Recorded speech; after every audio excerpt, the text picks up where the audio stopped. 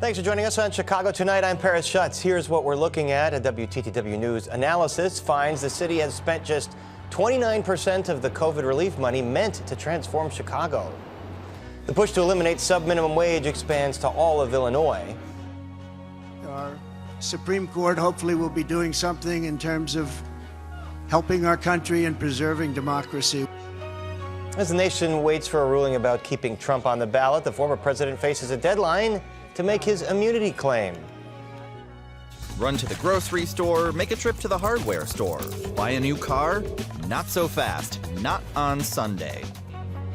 And if you've got the itch to buy a new car after visiting the auto show, our series WTTW News Explains tells you why you can't do it on Sunday. And now to some of today's top stories. The former Illinois House Speaker's longtime right-hand man gets 2.5 years in federal prison. Former Madigan Chief of Staff Tim Mapes was handed the sentence in U.S. District Court today after his conviction for lying to a federal grand jury that was investigating his boss, Madigan. It's the latest in a line of convictions stemming from a bribery scheme where ComEd and top company executives and lobbyists traded favors with Madigan in exchange for favorable legislation. Madigan's trial on bribery allegations has been delayed until October. The mayor's office offered condolences today to the family of most recent Chicago Marathon winner Kelvin Kiptum. Kiptum and his coach died in a car accident late this weekend in Kenya. Kiptum set the world marathon record at last year's Chicago Marathon with a time of 2 hours and 35 seconds. The World Athletics Organization says it officially certified his historic accomplishment just last week and that Kiptum leaves an incredible legacy. And up next, city leaders are leaving COVID cash on the table, a lot of it. That's right after this. Chicago Tonight is made possible in part by the Alexandra and John Nichols family, the Jim and Kay Mabey family, the Polk Brothers Foundation, and the support of these donors.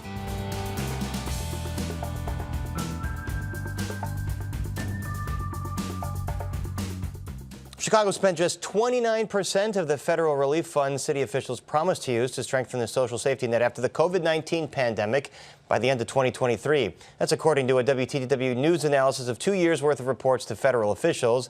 It reveals that city officials have struggled to make good on promises to use the influx of cash to help those struggling to recover from the pandemic. And WTTW News reporter Heather Schroen joins us now with more on her exclusive reporting on this. Heather, let's start with what city officials have spent from Chicago's nearly $2 billion share of the American Rescue Plan Act. What money's gone out? Well, back in 2021, when this money started to flow, the city council and then Mayor Lori Lightfoot essentially divided it in two parts. One part, nearly $1.4 billion, was used to shore up the city's pandemic-devastated budget by replacing tax revenue that didn't flow when the world was shut down. The other $550 million was set aside to provide direct services to Chicagoans who were hit hard by the pandemic. It was meant to increase the supply of affordable housing, to increase available mental health care, and to keep violence from spiraling even more out of control as it did during the pandemic. Of that $550 million, only $160 million had been spent by the end of 2023, or just 29%. You know, Alderman Matt Martin, who also led a subcommittee created in 2021 to keep tabs on this, he told you the city should have spent the bulk of this already when the pandemic was raging, especially. So why wasn't it? Well, I think there were a couple of things here. There was a lot of red tape, and it was difficult for the city to find nonprofit organizations that could do this work. And then even once the nonprofits had the contracts, it was difficult for the nonprofits to hire people to actually do the work. But that doesn't explain why money that was earmarked for the city to expand its own operations hasn't been spent, especially on something like the Community Safety Coordination Center, which is designed to get to the root causes of crime. And it might have been crafted by Mayor Lightfoot, but that is very clearly in line with what Mayor Johnson wants to do, and it's not clear why it didn't happen. And city officials now, they have to earmark all the federal COVID-19 relief funds by the end of the year. They have to spend every cent of it by 2016.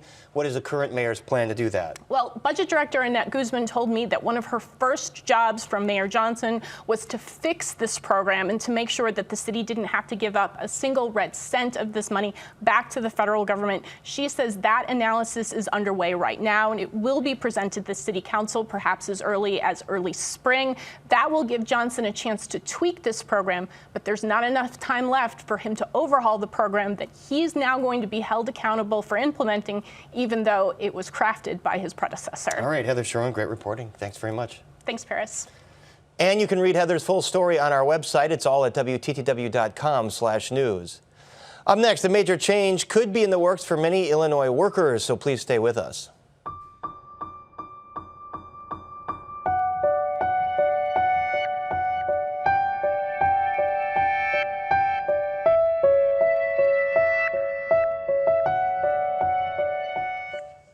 A separate minimum wage for tipped workers is on its way out in Chicago, and now some Illinois lawmakers want the rest of the state to follow suit. Under a new proposal, all tipped workers would have to be paid the equivalent of the state's regular minimum wage through wages and tips. If the tips fall short, the companies would have to make up the difference. And joining us to share their thoughts on this statewide proposal are Nataki Rhodes, a national lead organizer for One Fair Wage. You're raging for one fair wage, I guess. And Pat Dorr, the director of the Hospitality Business Association of Chicago. Welcome to both of you. We should mention that the tipped wage across the state right now is $8.40 versus a $14 minimum wage. Nataki, what does this bill call for? How's it different than what's been put in place in Chicago? Well, this bill is going to be for all tip workers in Illinois. So that's a big difference. It just is, right now it's just for Chicago tip workers that's going into effect this year. So this campaign is for the entire state of Illinois. And so basically if you're a tipped worker and you make $8.40 and you make tips, but it doesn't equal the minimum wage, then the company has to make sure you're making at least the minimum wage, right? Absolutely. And how's the state going to enforce that? Oh, so we're going to, through the Labor Department, to enforce to make sure that workers get their wages. But that's a big problem right now is wage theft. It's hard for workers to keep up and to say like, oh, my wage is not being made up through my tips, and you have to track that, and then some employers want to be like, no, I did make it up, blah, blah, blah, this and that. So we need a across-the-board minimum wage starting at $15 an hour with tips on top. All right, Pat Dorr, restaurants and other businesses, what are your concerns? Well, just specifically to the wage theft claim, there are robust federal and state protections already where those workers can report to the Illinois Department of Labor or other agencies and bring prosecutions. And we've seen high-profile prosecutions for that to get those wrongly taken wages repaid to those workers. There have been several in Uptown and other neighborhoods. So there are protections in place for these workers, and that's not going to change under this proposed legislation. What our main issue is we have not yet recovered to pre-pandemic levels of employment or business in this industry once you account for inflation. The average weekly earnings of bartenders, servers, they're up 30% since the start of the pandemic. Inflation, that's even more than inflation. So we feel that the economy is decent, but until we're selling as much, employing as many people, have as many places in Chicago and across the state, this is going to be another barrier to full recovery of our hospitality industry. When you take into account tips, do most tip workers make below the state minimum wage after tips? Not outside. That's called a true up when that happens. I know from in the Chicago Cook County market, if you see it at all, it's something like a polar vortex when nobody goes out to your restaurant. And the servers are ready. Most of the payroll programs these small businesses use are great for catching that and making sure the employers know. Are there definitely bad actors? Sure, and they should be prosecuted by the city and the state. But it's a very rare occurrence, and people prefer to tip. There's a lot of research saying Illinois consumers prefer the tipping opportunity to a service charge just on a check. What about that, Nataki? People prefer to tip if they know there's a tip minimum wage. Maybe they'll be less likely to tip, saying, well, they're already going to make... No, that's not true. No, so if you know that I'm making $15 an hour, Paris, are you not going to tip? Exactly. But we have the I mean, who does that? Like, this is the old talking points of the Illinois Restaurant Association Every time we say we want to raise wages, they always want to cut tip workers out. Since the pandemic, workers have went on the great resignations. Workers do not want to work for low wages no more. Across the board, women, 75% of the industry is made of women. This campaign is based on women want a higher wage for their work. This is not about tips. This is about the wage needs to be raised. And every time when 2018 the governor signed to go raise the minimum wage, he cut tip workers out. During the pandemic, the governor even himself, when you all were complaining about this and this and that, the governor said, hey, wait a minute, we already had cut tip workers out. Like over and over, you know that you're cutting out over 75% of women. Pat, I know you wanted to jump in here. Would this, that, and that be when we were closed to indoor dining for the better part of a year? That was tough on the servers and the owners. We were all in it together. But Why coming we not from in it together when it's come time to raise the wage? We will when see. it's come time to take care of your families. When it comes time to workers being able to afford everything that you all are able to afford. Those are all great points. The experience yeah, in the West Coast. They're great working points. The experience in the West Coast has been that the consumers at full service restaurants, tablecloths, tip less. That's across the board, up and down the West Coast. That's not true.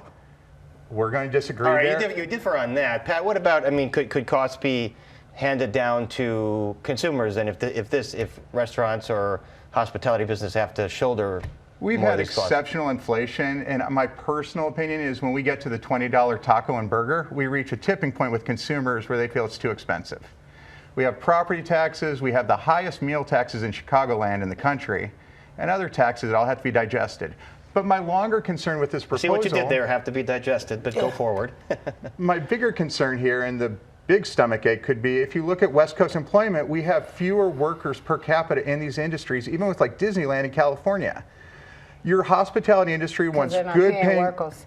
I mean, is that a way to get more workers back? Man, California has no tipped wage. No, you said Florida.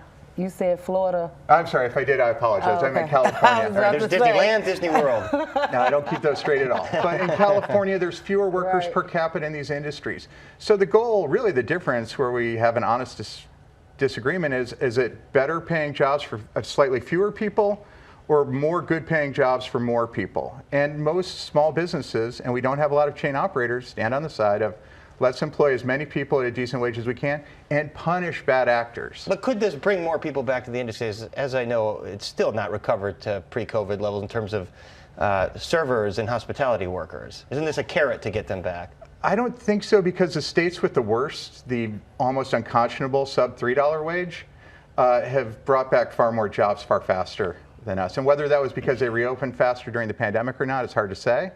But our recovery in employment has lagged the states with the lowest wages. Right. Nataki, would this be like Chicago, where, you know, Chicago, they had a negotiation with the restaurant industry, so it's going to phase in over 5 years? Would that be what you're looking for with the state? Yeah, definitely we're looking to come and compromise, I mean, not compromise, but negotiate at the state level. And that's why we have our bill, and we did the bill launch. But to say that this bill, that the restaurant owners don't want it, they do want it. The mayor of Cicero wants it. The workers are going to be coming to Chicago to work. The restaurant owners in Cicero wants one fair wage. So they do want it, and that's why they came and joined us at the press conference. Well, their bill says 2 years, which is a very short phase-in. But Chicago had a higher minimum wage for the last 5 years in the state. We did not see the mayor of Cicero's projected exodus of workers to Chicago. You work where you are because of location, access to your kids, families, there's a bunch of reasons. We were ahead of these suburbs for a long time, and it did not move the needle on employment much. What has moved the needle is since one fair wage was on the table at City Hall, employment in this industry has not grown at the rate in Chicago it has in the rest of the state. Well, this is a debate we're going to keep watching. Nataki Rhodes, Pat Dorr. We have to leave it there, but thank you both for joining us. Thank you. Very spirited debate. Thank you so much. And up next, 2 key cases that could have a major election impact.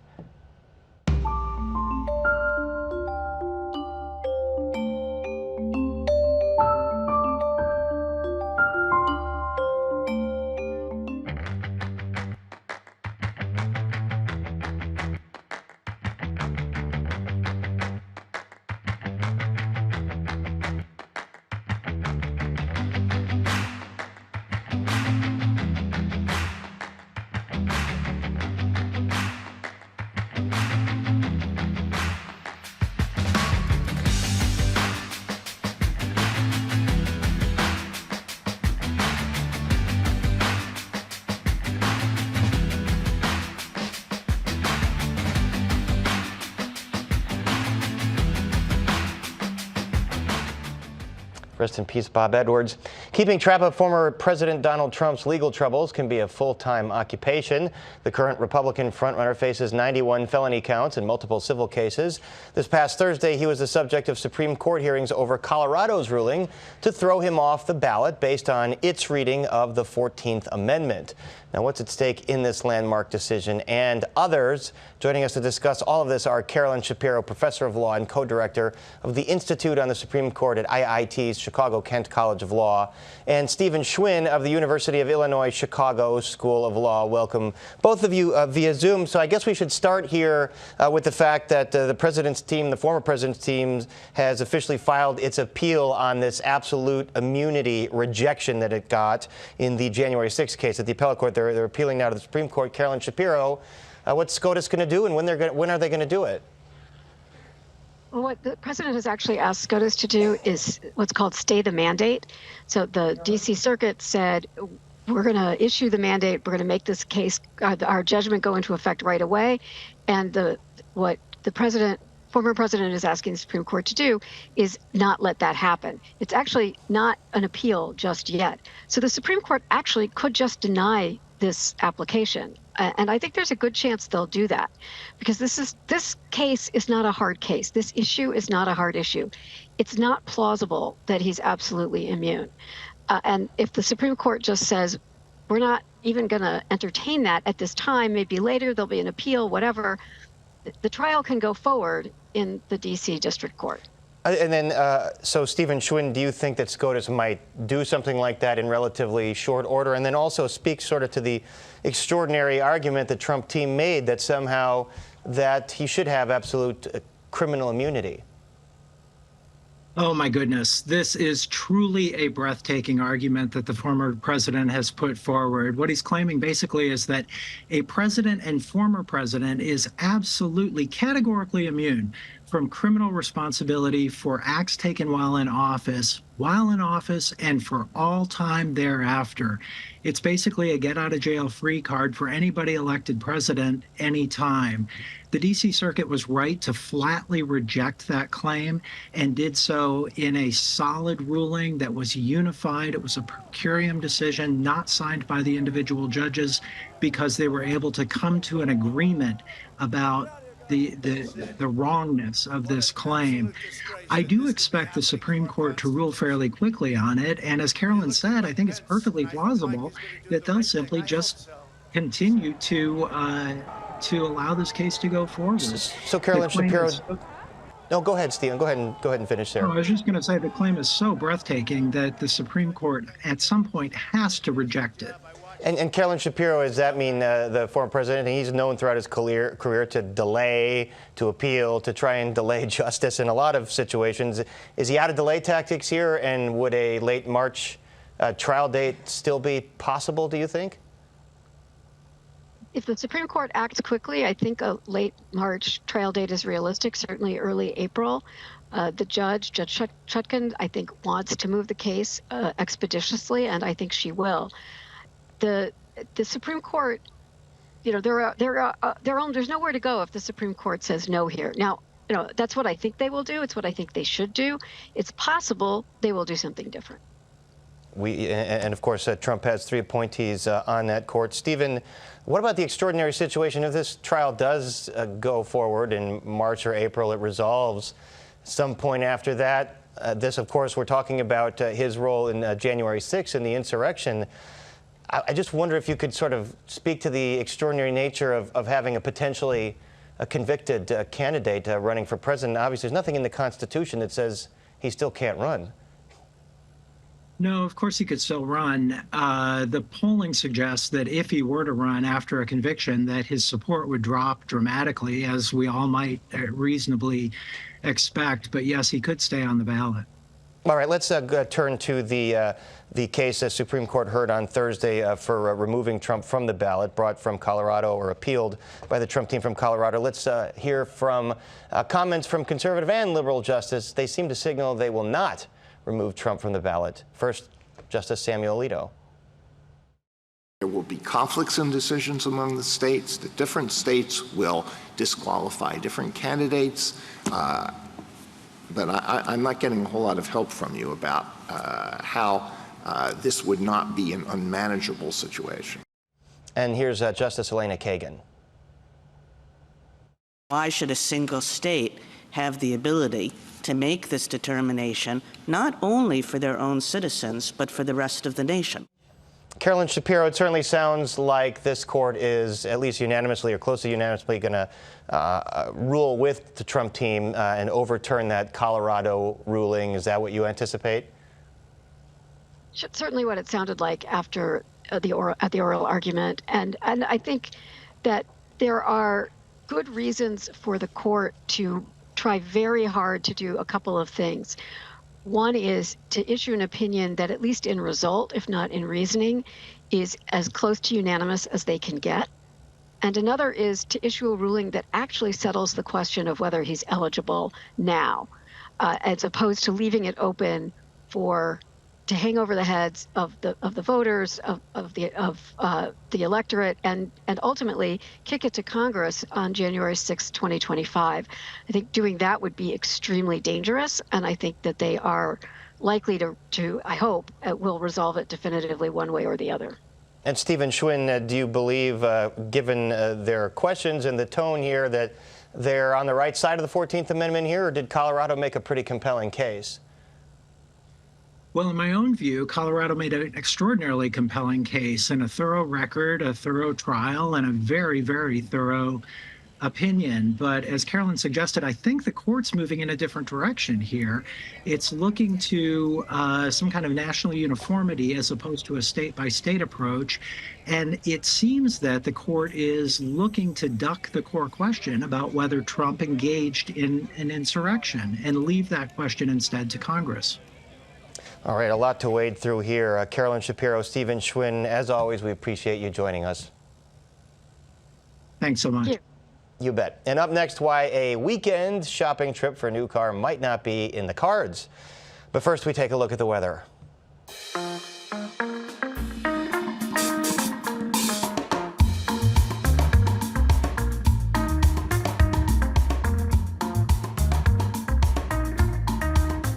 Electric vehicles may be all the rage at the auto show, but if you want to buy a car of any kind, the state of Illinois has put up a roadblock for you. Our Nick Blungberg has the details in our latest edition of WTTW News Explains.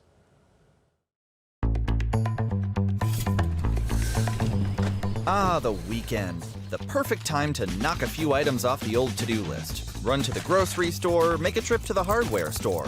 Buy a new car? Not so fast. Not on Sunday. Since the 1980s, it's been illegal for car dealerships to operate on Sundays in Illinois. Why? Well, some owners and employees wanted to shut down to spend time with their families or for religious reasons. But, and pay attention, this is the key, they didn't want their competitors to be open and have a chance to steal business. The first attempts to close down dealerships on Sundays date back to the 50s and 60s, but those laws never made it off the lot. They were vetoed or struck down in the courts. But since 1984, Illinois car dealers must close their doors on Sundays. Illinois isn't alone. A dozen other states don't allow Sunday car sales either. It's a vestige of so-called blue laws barring certain activities on the basis of religion, like, say, buying a sports car on the Sabbath. The religious angle is one reason Illinois' ban has been challenged multiple times. One alternate proposal still restricted car sales to 6 days a week, but allowed dealerships to pick which day they take off, since, for example, Jews and Muslims don't observe a day of rest and prayer on Sundays.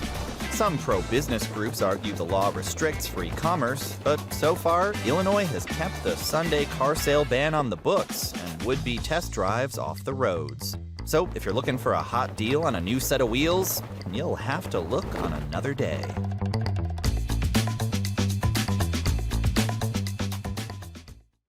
This year's Chicago Auto Show runs through February 19th in McCormick Place, and you can watch more in our WTTW News Explained series on our website. That's our show for this Monday night. Don't forget to stay connected with us by signing up for our daily briefing. And you can get Chicago Tonight streamed on Facebook, YouTube, and our website, WTTW.com/news. You can also get the show via podcast and the PBS video app. And join us tomorrow night at 5:30 and 10 as questions about age resurface in the presidential race, what you should know about brain health as you age, and our Spotlight Politics team on the possible fallout from Madigan's top lieutenant's prison sentence. And before we go, shout out to our beloved crew member Al Williams, home getting better after an accident over the weekend. Al, if you're watching, we hope you feel better, and we can't wait to see you back here. And now for all of us here at Chicago Tonight, I'm Paris Schutz. Thanks for watching. Stay healthy and safe, and have a great night.